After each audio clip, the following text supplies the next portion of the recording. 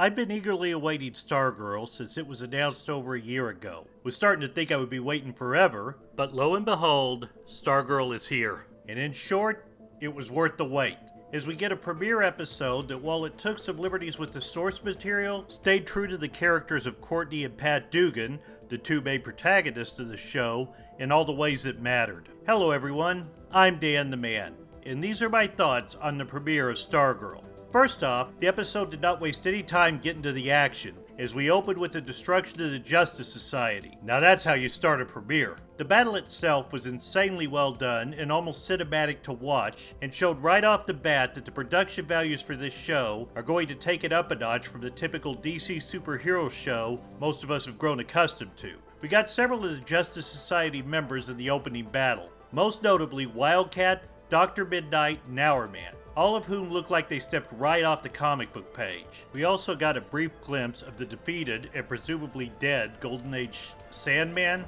and the helmet of the Golden Age Flash, Jay Garrick. Several have wondered if this was supposed to be the Jay from the Flash show on the CW. In short, almost surely not. While Crisis did reveal this is apparently a different Earth from the Arrowverse Earth, this show when created and filmed was not even planned to go on the CW, and at least in Season 1 will almost surely be separate from the Arrowverse and not have any real references to it, despite it airing on the CW as well as DC Universe. I mean, I have a feeling the blurred photo of him in the helmet are all we're going to get to see of the Golden Age Flash, so you can choose to believe he looks like Jay Garrick from the Flash show, since he's technically a double, but I doubt that will ever be confirmed, especially in Season 1.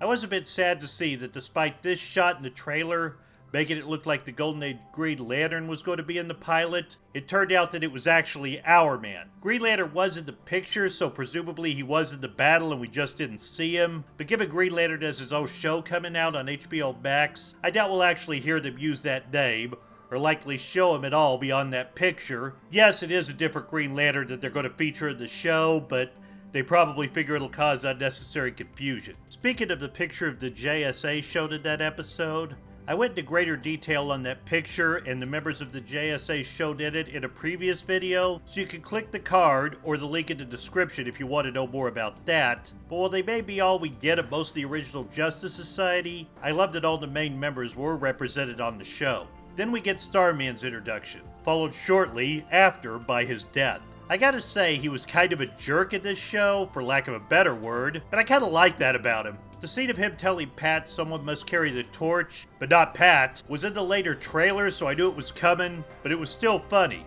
Although when Starman told Pat he was a good friend, it kinda seemed like maybe Starman wasn't as good of a friend back. Either way, Joe McHale played the character great, and I'm hoping we get to see more of him in a future flashback. I mentioned this in my trailer rundown also, so I don't want to go too much into it all over again, but for anyone who doesn't know, Sylvester Pemberton, aka Starman, did go through a lot of altering from his comic book counterpart. Or well, in a lot of ways, he actually was the same. Pat's account of the Star-Spangled Kid Stripesy's origin was right out of the comics, but in the comics he never did take on the Starman staff or become Starman. There was a Starman in the comics. There were actually about a bazillion Starmans in the comics, but none of them were Sylvester, who eventually did take on the name Skyman and wore a costume more or less accurate to his costume here, but he never used the name Starman or had the cosmic staff. I assume this change was because in the comics, Courtney actually did go by Star-Spangled Kid originally and not have the staff, but that era was short-lived and she eventually got the cosmic staff from the then current Starman and changed her name. So having her predecessor have the staff and use the name Starman allowed them to streamline her origin. It should be noted in more recent comics continuity, Courtney actually found the Star-Spangled Kid's belt, an item that gave him his powers in the comics that seems to not be present in this version, and Starman's staff at the same time, and with Stargirl from the beginning, so it could be argued they could have just gone with that. But with so many characters, they probably figured trying to work in Starman as a separate character from Sylvester was just muddying things more. At least that would be my guess.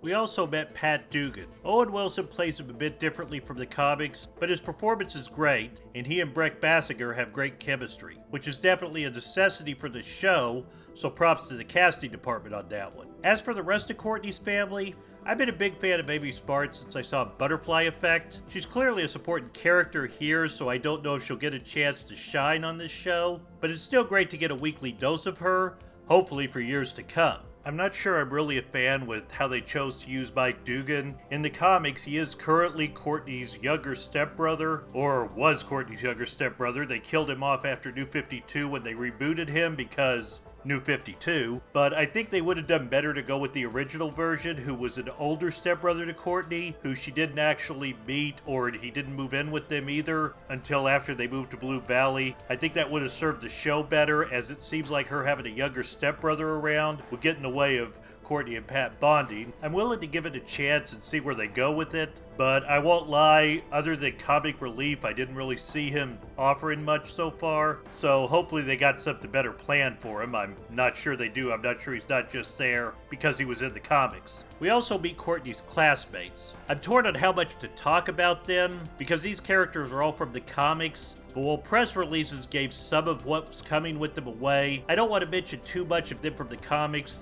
because it'll have big spoilers of where they're heading in the show. And I know not everyone wants spoilers. But in short, Yolanda Montez, Beth Chappell, and Rick Tyler are all characters from the comic books, and viewers not familiar with the comic books or who didn't read too much spoilers might be surprised to see where they're headed. That being said, in the introduction we got, they really did play off his teen show stereotypes. The hot broody loner, the nerd girl, and the girl with the bad reputation were pretty standard teen show and movie tropes. Obviously they didn't have much screen time, so hopefully over time they'll be better fleshed out, but I won't deny they could have had a better introduction. Also, we met Henry King, who was the son of Brainwave in the comics, just like he was revealed to be on this episode, although he wasn't in Stars and Stripe, Courtney's original comic series, that the show does adapt more or less, albeit with changes like I mentioned. But the scene of Courtney defending a girl he was bullying against the bully was more or less taken from the comics, albeit with a different bully.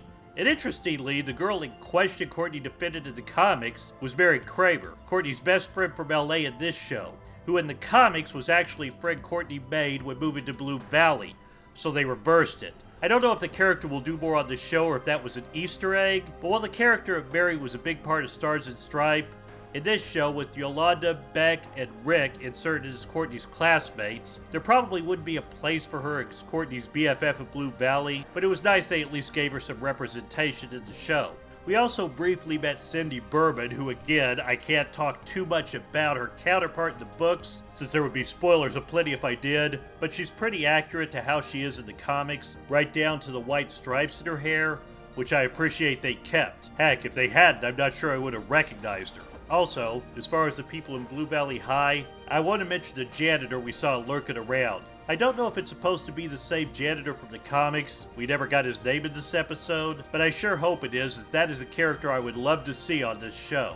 We also got to see the Injustice Society in this episode, and they look great. It could have been easy for them to come off as hokey, as they're based on characters from the Golden Age of comics, aka they were created in the 40s, and some characters from that era don't really age well, but with what little they got, they looked great and came off very intimidating and very menacing, especially Icicle and Brainwave.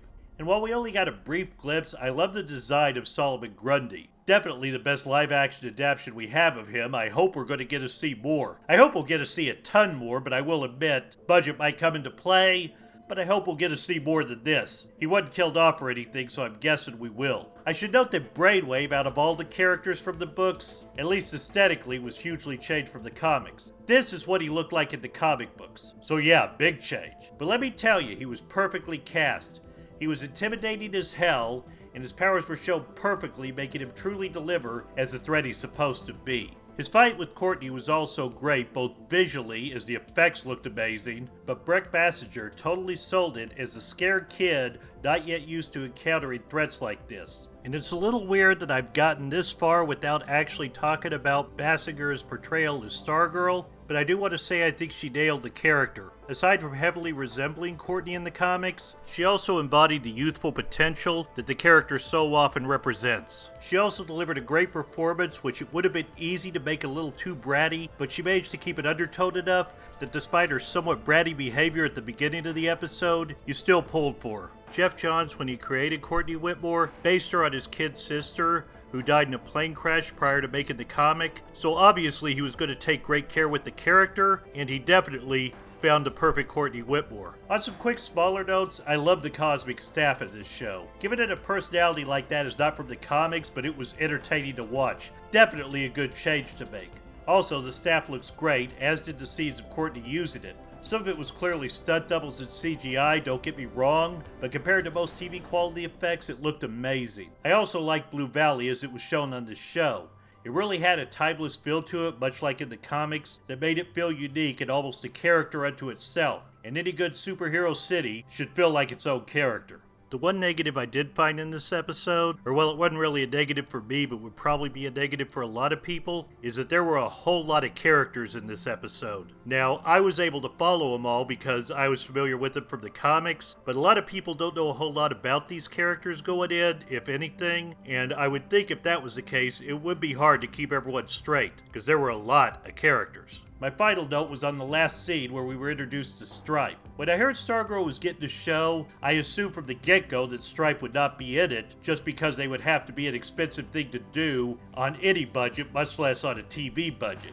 But I'm so glad they did it, and it looks amazing. To be fair, the scene was set at night, and that kind of thing can definitely look better in night shots, where some flaws can be hidden, but it doesn't change it looked great, even better than in the comics, and was a great intro to the suit and the character, quote-unquote, and a great note to end this episode on. All in all, this was a great first episode and a great introduction to the character of Courtney, and for the most part, the supporting cast. I've been a huge fan of Stargirl since she was introduced way back in the 90s as the Star-Spangled Kid, and I always felt that she would make a great TV series, but I never thought we'd actually get to see it. If this episode is any indication, it was worth the wait, and I truly think, especially with this show also airing on the CW, that it'll take Stargirl to the next level, where she truly belongs. Thanks for watching.